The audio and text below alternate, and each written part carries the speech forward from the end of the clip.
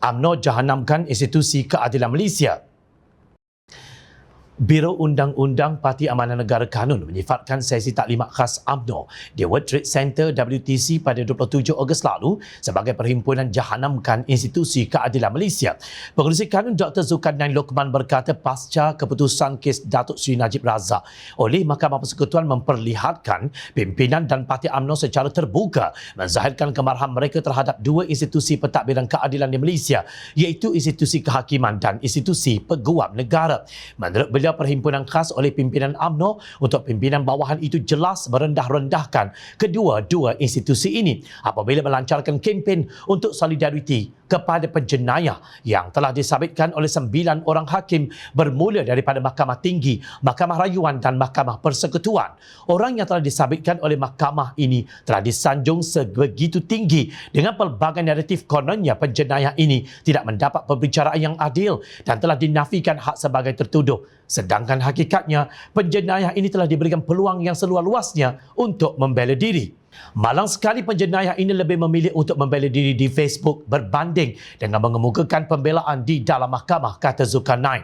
Menurut beliau, taklimat khas UMNO tersebut menzahirkan kebobrokan kuasa politik mereka apabila berbuat pelbagai desakan sama ada secara sah maupun serangan dalam gelap melalui pelbagai media hantu daripada blogger-blogger politik. Bahkan terdapat di kalangan penjawat awam yang berada dalam institusi ini juga turut bersekongkol dengan mensabotaj pihak mahkamah apabila mencuri draft alasan penghakiman dan mendedahkan kepada orang awam sebelum keputusan mahkamah diberikan, kata Kanun.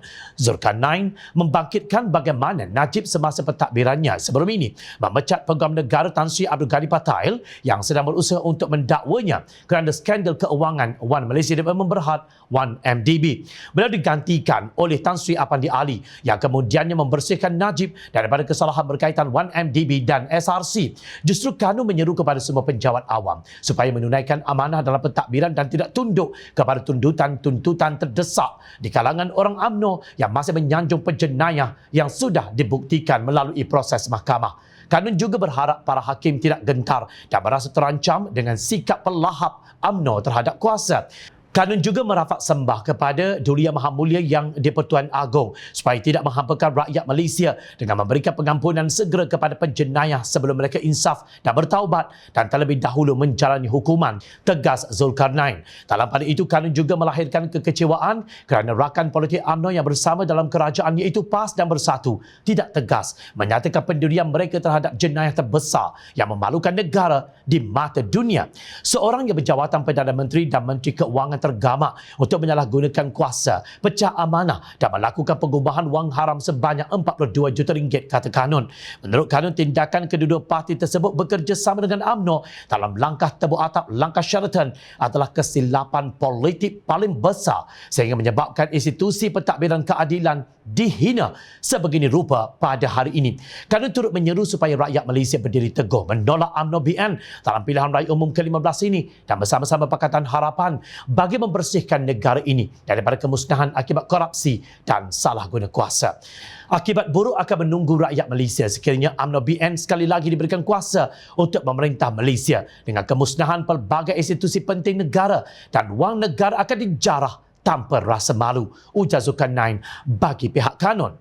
Malah pada perhimpunan tersebut, Ahli Majlis Kerja Tertinggi MKT dan Penasihat Undang-Undang Perdana Menteri Datuk Seri Azalina Osman Said berkata, dalam mana-mana negara siapapun jadi Perdana Menteri, dia mesti jadikan peguam negara orang dia. Maknanya, Datuk Seri Ismail Sabri Yaakob seharusnya melantik sebagai peguam negara yang boleh dicocok hidungnya. Keadilan apa yang ingin ditegakkan oleh UMNO apabila badan kehakiman dan institusi peguam negara menjadi alat untuk hegemoni politik dan menutup penyelewengan? Ingat, rakyat sentiasa memerhati.